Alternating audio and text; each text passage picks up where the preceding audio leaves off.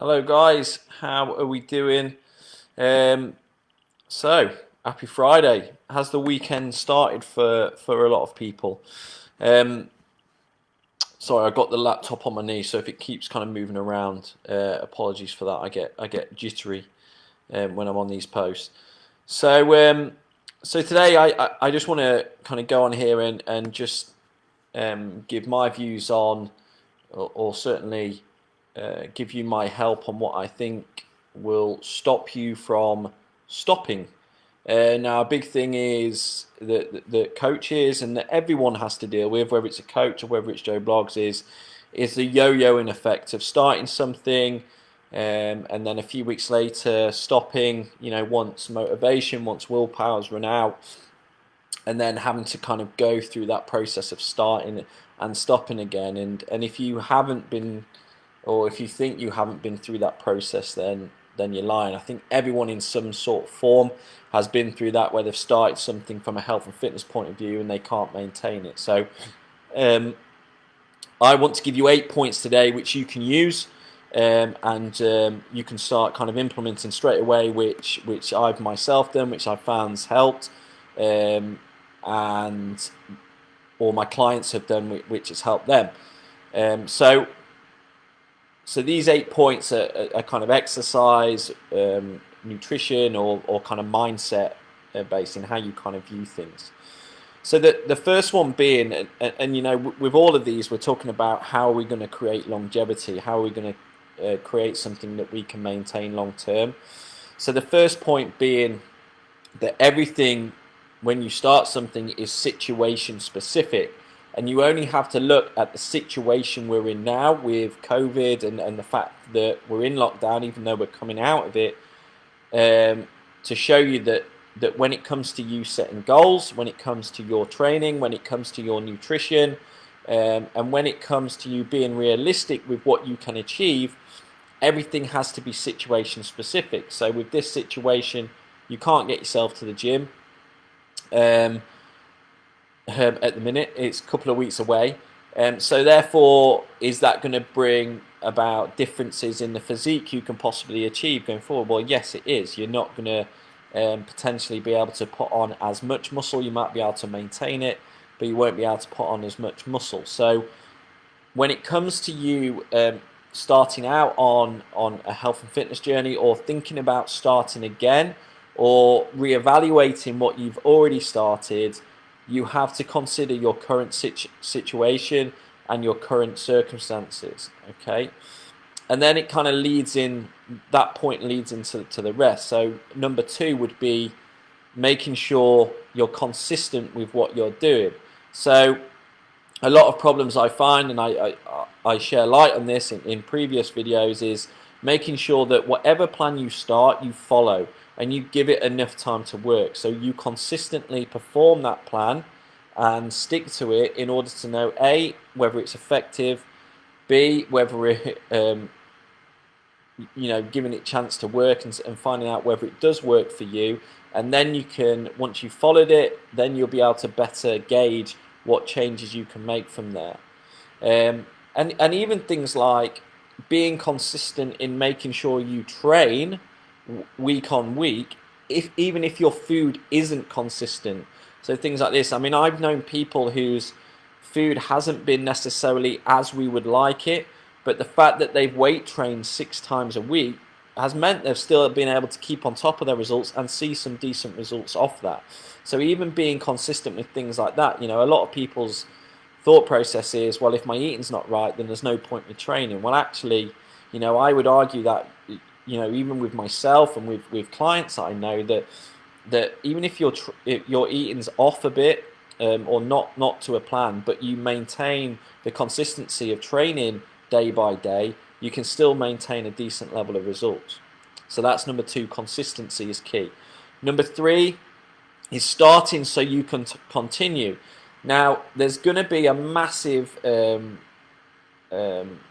influx of people joining gyms, or certainly going to the gym in a couple of weeks' time, with obviously us being allowed back there. And what's going to be the tendency is for everyone to go off at 200 miles an hour, But the issue with that is, even though it might bring results in the short term, you can't maintain it. So you're being unrealistic with yourself and with your own training, with your food, and the fact that you're starting something that you can't maintain long term. And I would encourage you that when you start out, is to make sure that you start something you continue. Number 4 is the only person you can compare yourself to is the person you see in the mirror. I think with social media being so rife and the fact we only have to look at our phones or look at our laptops, and we see people that either we want to look like or that we idolize and want to be like, is for us to compare ourselves to those people. And they might be at totally different stages in their health and fitness lifestyle to what you are.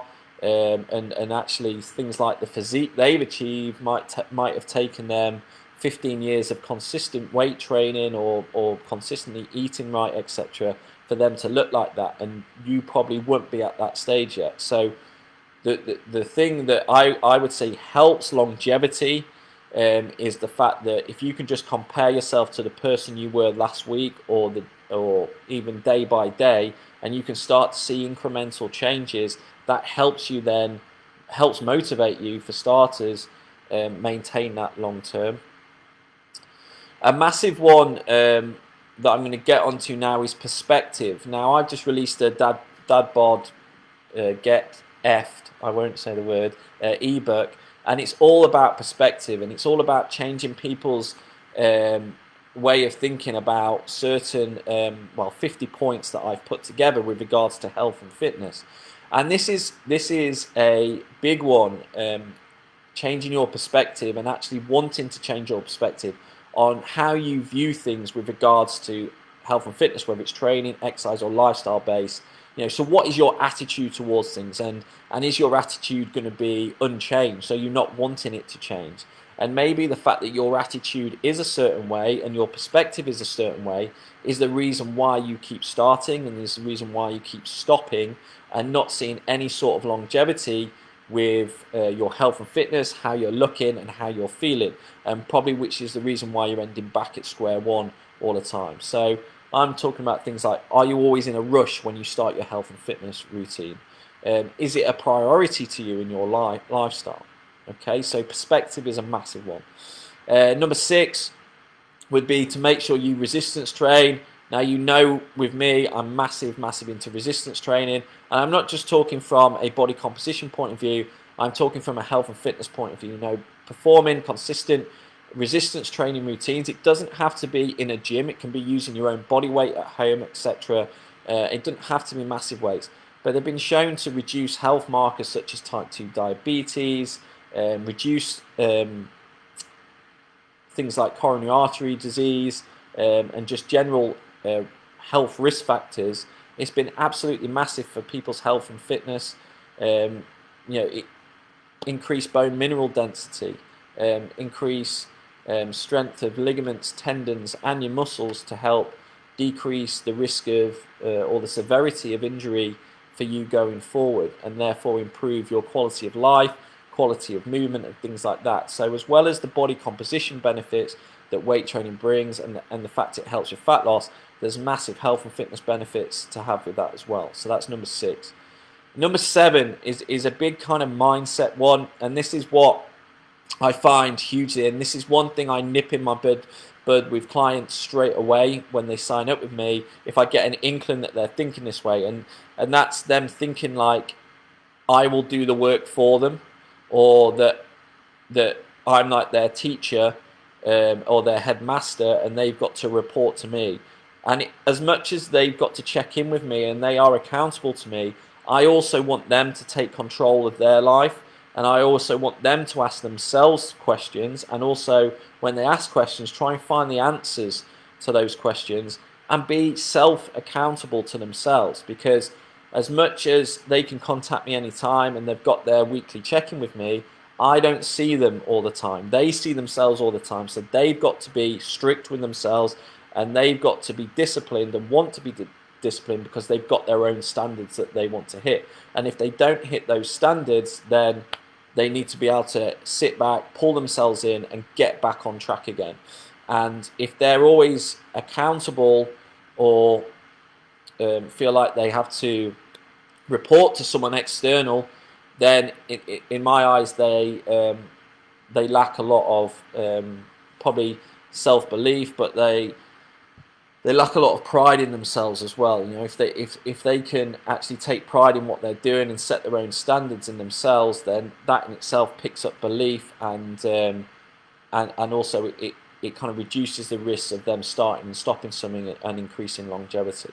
And the eighth and final one, guys, is account for bad days, account for going off plan with your food, account for holidays, account for going on socials with your mates and things like that. Put that all into the plan, okay? Because if it's part of the plan, then guess what? It's accounted for, and if it's accounted for, then you can make changes in other areas to make sure that long term you keep going on. The problem I find, and this is the problem that I've had in the past that I've done with clients, is to not account for those things which are thought of as bad, and then when they happen, and people do them inevitably because they rebel and they go on those things long term, is that they feel bad, they feel stressed about it, they feel guilty, and that in turn creates like a negative loop cycle and leaves them with a bad relationship with everything they do, which we don't want. Whereas if I make it very clear to my client that, okay, let's account for that, you know, weekend away in Dublin on that stag do, or let's account for that you going out for your best mate's birthday and drinking for 6 hours, and let's just put it in the plan, and let's just realize that it's going to happen, you are going to do it, because in the grand scheme of things long term, it won't make much of a difference, but if we're aware of it and we can try and create a plan to get around it either side of it, then they're going to be much better suited to keep maintaining what they've started long term. Okay, so just to summarize, guys, with those points, it's everything is situation specific. Consistency is key. Start so you can continue. The only person to compare yourself to is you. You must do some form of resistance training. Your perspective and how that can obviously alter how you execute and the decisions you make. Take control of your life. Don't wait for someone external to take control of it for you. And account for your shit days, account for socials, account for going off plan, things like that. So I'll just stay on here, guys, and just see if any of you have got any questions. And if you haven't got any questions, then I will go.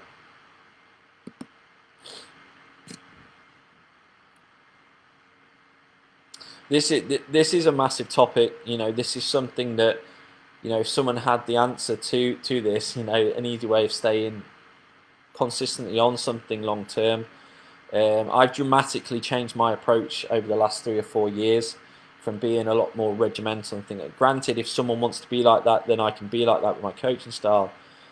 But on the grand scheme of things, we're looking for people to just make small incremental changes week on week to get to where they want to get to long term. So they're not, you know, 95% of my clients, or, you know, you could even argue it's near 100% at the minute, they're not stepping on stage, they're not doing a photo shoot.